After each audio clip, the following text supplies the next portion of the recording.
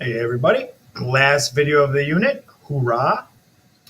Freezing point and boiling point manipulation. So what happens to the freezing point and boiling point of my solvent if I add a solute to it? This is why we put salt on the roads when it's cold outside, why salt stops working at a certain temperature, and this is the basis of our ice cream lab. So enjoy. This is the learning you got to get to know. First off, what happens when I put the solute in? First of all, the boiling point goes up. And at the same time, the freezing point goes down. The problem with this is I cannot be at the freezing point and the boiling point at the same time. So if you're seeing one happen, you need to know and trust that the other is also happening.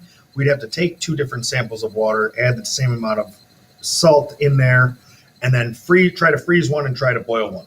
If that's something you're interested in doing after everything else is done, by all means.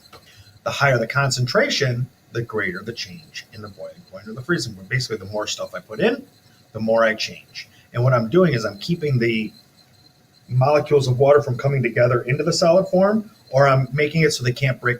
There's more interference to get them to leave. Okay, so this is what happens. Covalent compounds. What happens when it dissolves? Well, that just dissolves. It dissolves, and so does ionic. It dissolves. And then what happens to the boiling point of water? It goes up, and it goes up. And what happens to the freezing point of water? It goes down, and it goes down. Okay? And then this is, partially dissolves. What this one does, though, is this will also dissociate. So we're going to see that if I put in a compound like NaCl, 1 mole going in will give me 2 moles of ions into solution, where the covalents don't dissociate, remember. So I get more bang for the buck with ionic compounds. That's what I want you to understand. And then that's this part here. So the effect is increased as the number of moles of ionic compound are increased. This is true. 2 moles are going to be better than 3 moles. The effect is multiplied by the number of ions it forms. So if I form 2 moles of ions, because it's Na and Cl, I have 2 different ions. So 1 mole in gets me 2 ions. That's good. I multiply it. But if I get something like calcium chloride, which they're starting to sell now at Home Depot and Lowe's, that's going to be CaCl2. So now 1 mole into solution gets me 3 moles of ions in solution. So that's a multiplication factor of how much more it's going to affect it. So in this case, LiBr, I get 2 ions in solution. But if I use MgCl2, I'll get 3 ions in solution because there's 1 Mg and then 2 of them Cls. Okay, does that make sense? The same does not happen for covalents. The effect is increased as the more sugar I put in, the more it'll affect. But the problem is the sugar doesn't dissociate into the carbons, the hydrogens, and the oxygens. Don't do that. So whatever many moles I put in, I get that many moles into solution. So it's a 1 for 1, not a 1 for 3, where 1 for 3 is much more effective. Right? Put 1 mole in, get 3 moles of ions. I'm a lot better there. So the example, PCl, I get 1 mole in, I get 1 molecule in solution. No bang for my buck there, because it will not dissociate. It is covalent. So then I just need to answer some questions. So I'm going to go to the board. You probably won't see me a little bit, but I'll go to the board. I'll try to. Let's read here. When KCl is added to water, will it dissolve? KCl. Ooh, I got to use table F. All chlorides will dissolve. Table F. Remember this? We did this before. Chlorides. All chlorides will dissolve except for when they're with silver, lead, and mercury. And KCl is with K, so that it will dissolve, yes. How many ions will it dissociate into? It is a metal and a non-metal, so it will dissociate into 2. Will this solution raise the boiling point of the water? Yes. Will this solution decrease the freezing point of the water? Yes. Okay. When CH3OH, now this is covalent, I don't see any metals. Will it dissolve? This is a polar molecule. Polars will dissolve. Remember, like dissolves like, so this will dissolve in water. That's a yes. How many ions will it dissociate into? Only the 1, because it doesn't dissociate at all. Ooh, excuse me. Would this solution raise the boiling point of water? Yes, but not good.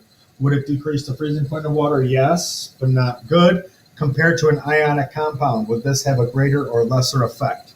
This will have a much lesser effect than an ionic compound. An ionic compound would dissociate into its parts and then hence have a much, much better effect, right? I get more for my buck.